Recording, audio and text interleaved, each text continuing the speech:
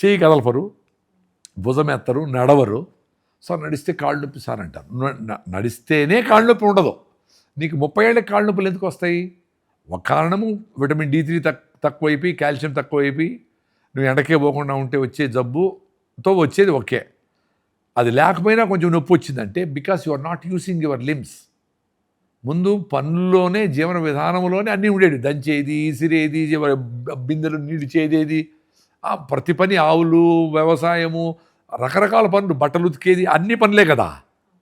ఇప్పుడు మనిషి ఏమి డెవలప్మెంట్ అంటే ఏమీ పని లేకుండా కూర్చొని ఉంటాడు. ఒక ఆమె ఎవరో పనామె వచ్చి పంపు చిమ్ముతూ ఉంటుంది. అక్కడ జిమ్ము, ఇక్కడ లేపు అంటూ ఉంటాడు. ఇటు తిప్పితే మెడ పట్టుకుపోతుంది. సార్ మెడ పట్టుకుపోయింది సార్ అంటే, నువ్వు మెడ తిప్పితే కదా పట్టుకుపోయేదానికి. అక్కడ తిరిగిపోతే అన్నీ బాగానే ఉన్నాయి.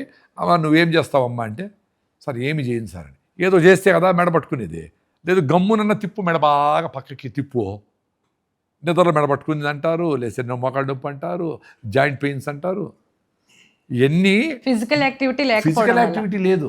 నువ్వు ఖాళీగా ఉండకుండా నడుస్తా, ఆ చేతులు కదిలిస్తా. చిన్నపిల్లలు గమ్మున ఉంటారా? ఇట్లే ఉంటారా చిన్నపిల్లలు ఎవరన్నా?